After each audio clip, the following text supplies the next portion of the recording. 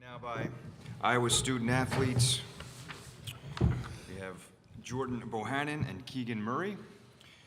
Both student athletes are available for questions. Again, we'll send the microphone around. Please use the microphone when you ask the question and introduce yourself. Jeff, you want to start up front here? Sure.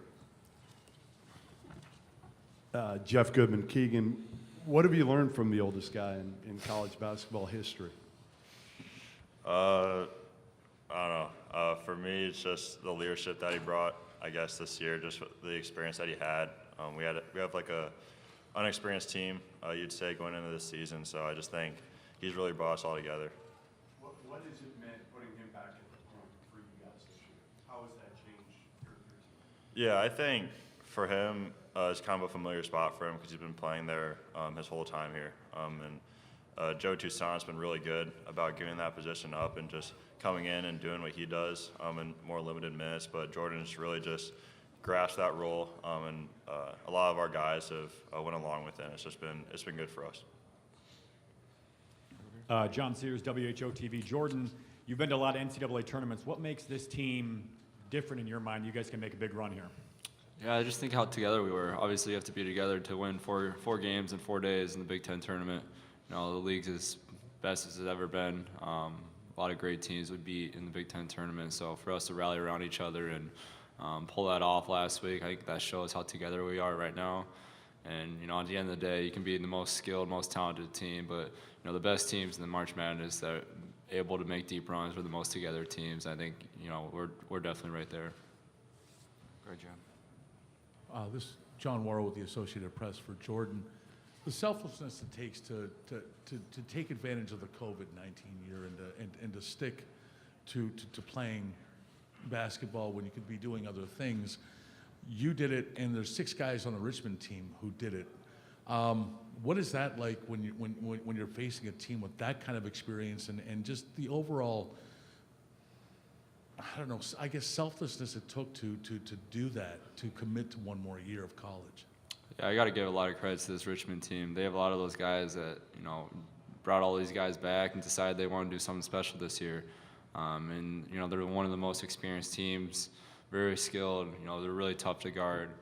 You know, I can't say enough good things about that. I think, you know, across the whole country, I think every college athlete that had the chance to, I think they should have. You know, especially after the year that we had last year, it just didn't ever feel like a real season with regards to just playing every day and getting tested every day and going through the whole COVID pandemic. So it's cool to see because, you know, my advocacy for a lot of these college athletes that have stepped up this last year, it's really cool to see for them take advantage of that, and especially NIL coming about, you know, is definitely, you know, a great experience, and hopefully they experienced this last year well, and obviously they have making the NCAA tournament.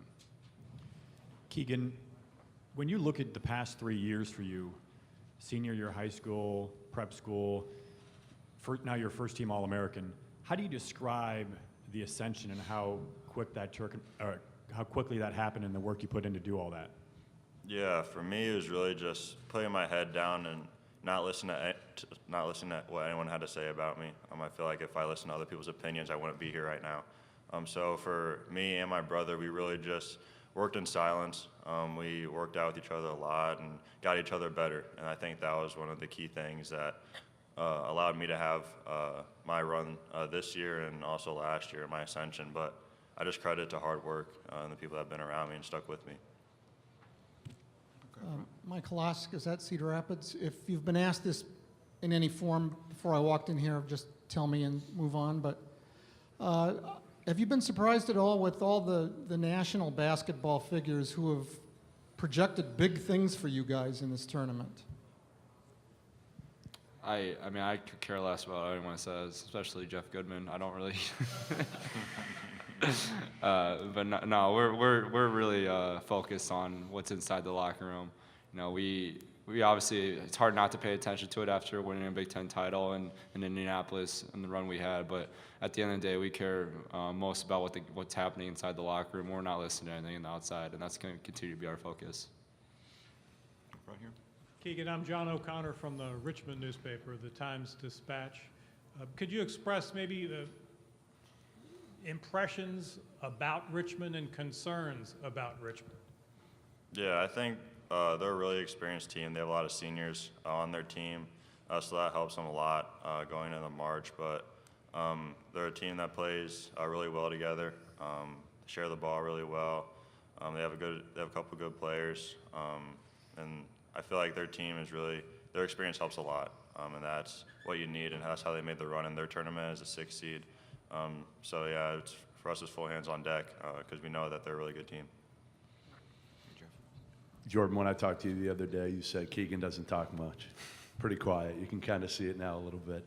Give me a story of maybe when you have seen that personality come out, and maybe even his development as a player and how that pertains to him being more confident. Yeah, he's very, he doesn't like to show a lot of emotions. That's pretty obvious. We've been trying to get him to smile a little more these past couple weeks. I got him to smile after a press conference. I think it was after the Rutgers game. So there's big baby steps forward, definitely. I think that's about the only story I can share on that aspect of showing his emotions. But he's the ultimate guy that's just always locked in. You see guys like this once in a generation that are so hardworking, put their head down, and don't let any distractions get to them. And he's just 100% focused on not only himself but helping this team win. And like I said, that's a one in a generational talent, and he's going to do extraordinary things in the future. But right now you can see where his focus is, and that's with this team.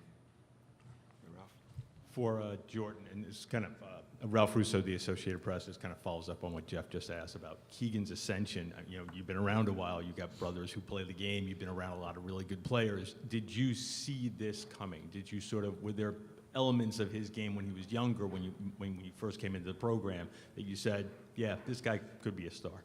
Yeah, I think last year you saw flashes of that. Obviously, it was really hard to see because we had so many talented guys last year. From Joe Wieskamp to CJ to Luca. Just go down the line. We had so many talented players. And Jack Nunge, who went to transfer to Xavier, he is, like I said, a once-in-generational player, and he's showing that this year. The fact that he broke Luka Garza's single-season scoring record this year after what Luka Garza just did last year, that shows the type of player he has. But that also shows the work he put in from what he did last year, from 7 to 8 points per game to being the single-season holder in points per game at Iowa. That step just doesn't happen by accident. That step happens by day in, day out of continuing to work hard and helping this team win, and that's exactly what he did in this offseason. Jordan, your resume is chock full of individual accolades. The one thing maybe missing is that deep run in March. This is your last chance for the basketball games. What does this mean to you, the last run for you in college basketball, maybe to make one more deep run? Yeah, it means everything to me. That's why I came back. Me and Keegan had a moment after we won the Big Ten title that he pretty much just said briefly that this is why you came back right here as the confetti was falling. And that's when all the emotions kind of hit me and Keegan and everyone else on the team that, we worked so hard this offseason to accomplish that goal and as well as make a deep run in March Madness. And this is our first stop, hopefully the first stop of many stops. And, all we can do right now is continue to focus on each other, not listen to outside noise, and continue to work.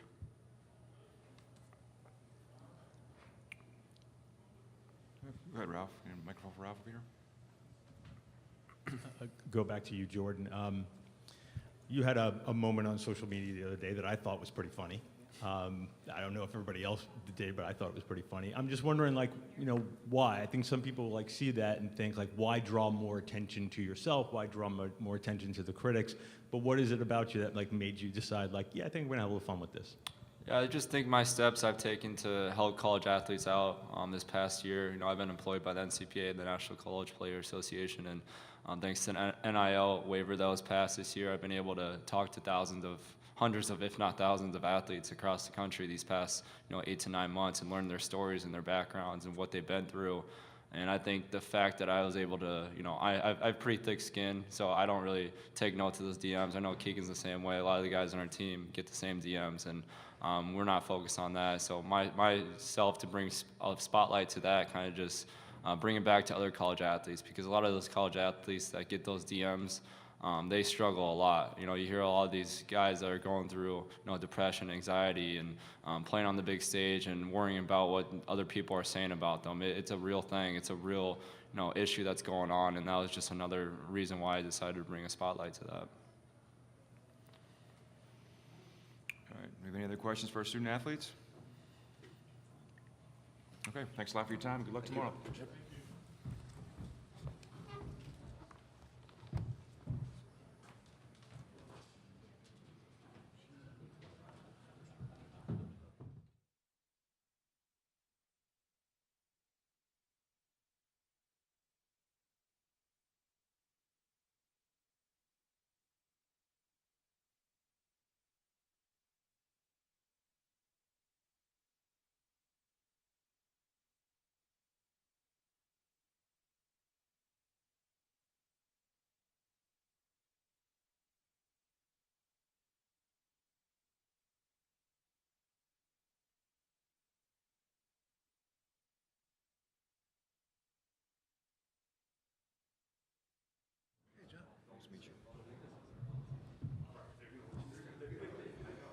All right, we're joined now by Iowa head coach Fran McCaffery. Coach, if you would like to open up with a statement, and then we'll take some questions.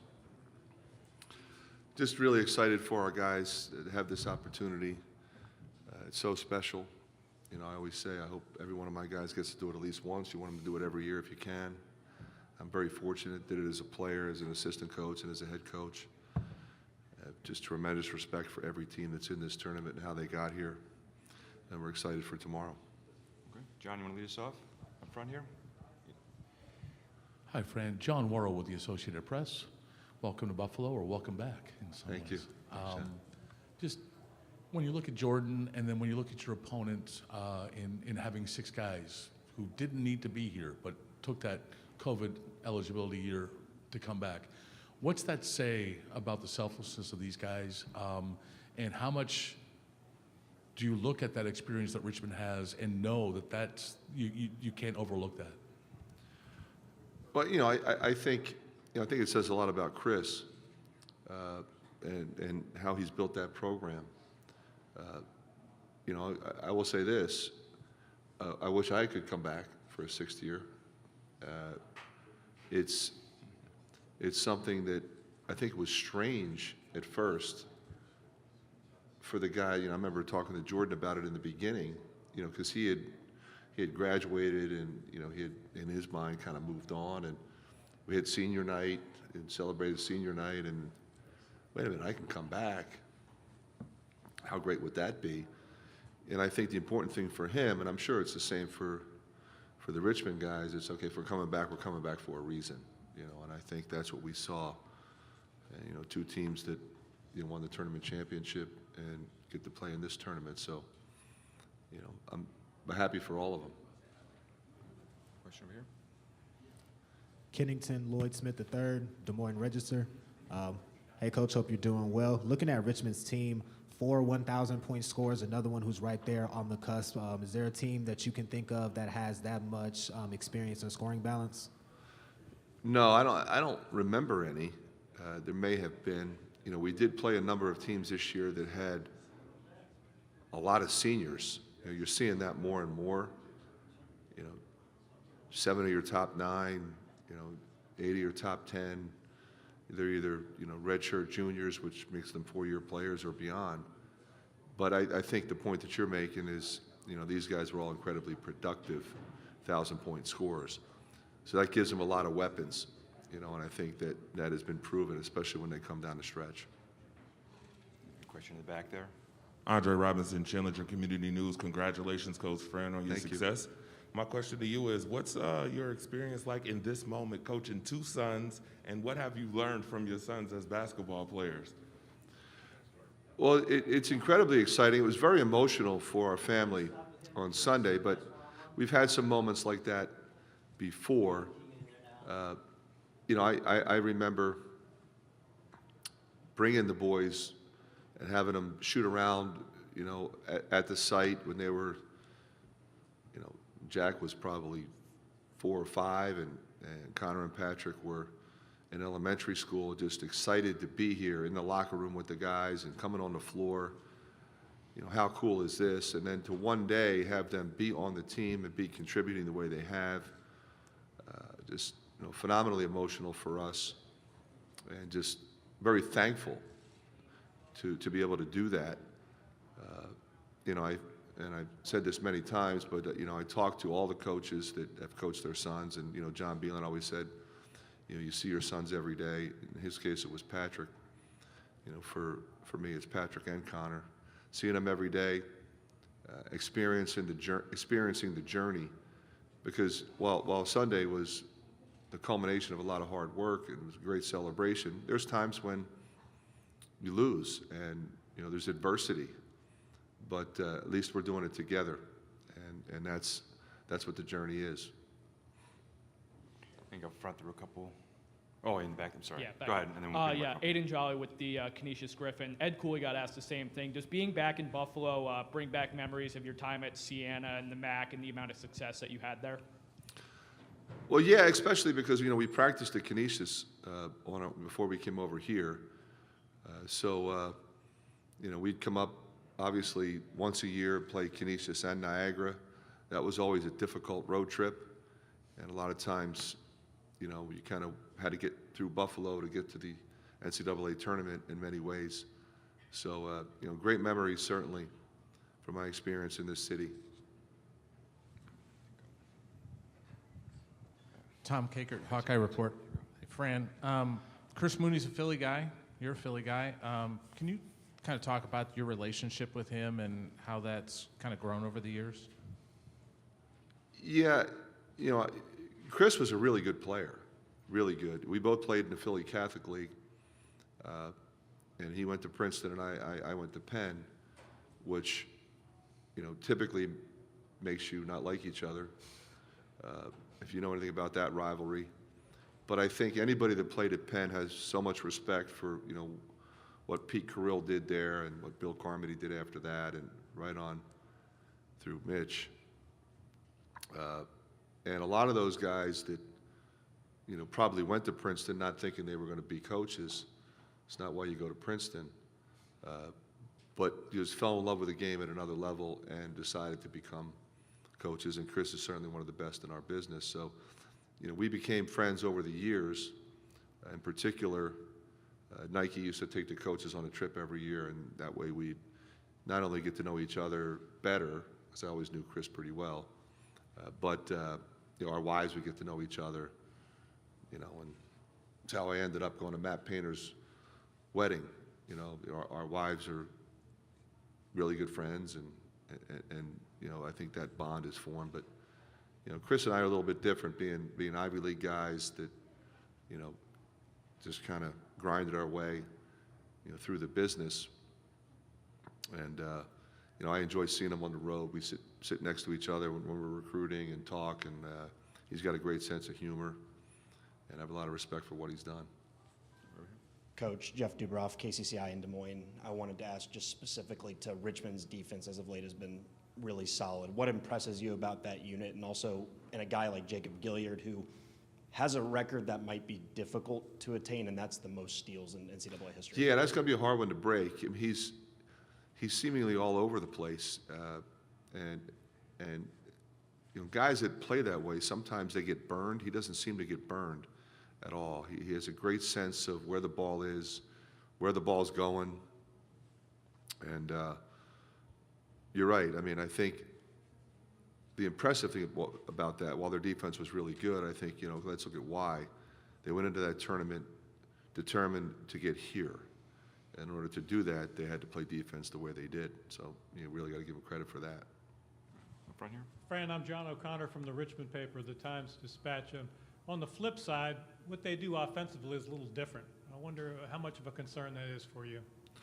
Well, I think anytime you're dealing with different, it's going to be a concern because you have to get ready for that.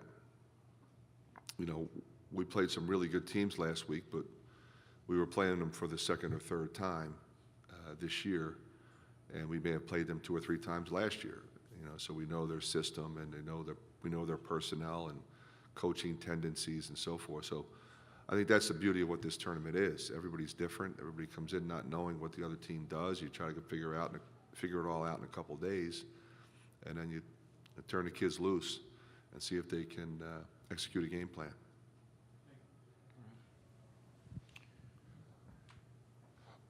Some media analysts have you, Coach, as an NCAA champion finalist in this year's tournament. How do you deal with the pressure of that? How do you deal with the conversations of that type of talk? And what do you tell your team? Yeah, we really don't talk about that at all,